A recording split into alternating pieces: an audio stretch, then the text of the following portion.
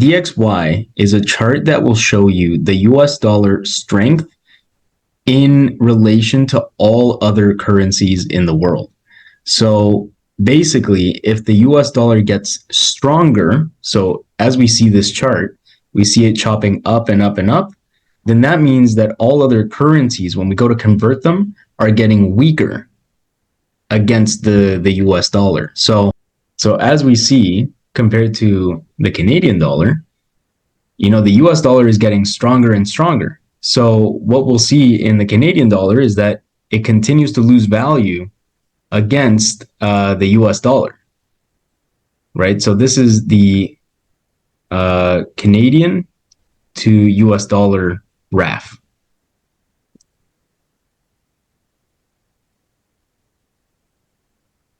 So you can see that over the past,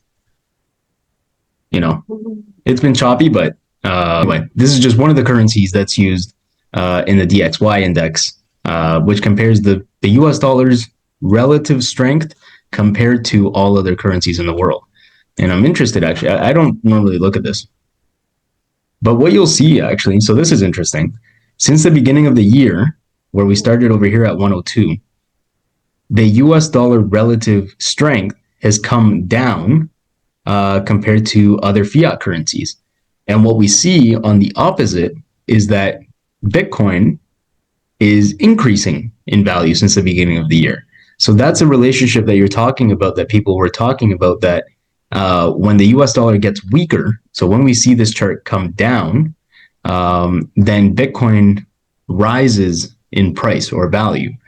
Whereas, around May or something, the US dollar was getting stronger. So Bitcoin, if it was true that that relationship existed, would be the inverse. It would have gone down compared to the US dollar. But again, charts don't always represent the truth. So, or like the relationships that we talk about aren't necessarily always true. So this is just something that we can use to analyze if there's any patterns that exist, but understanding that that pattern might not always exist and might not always continue.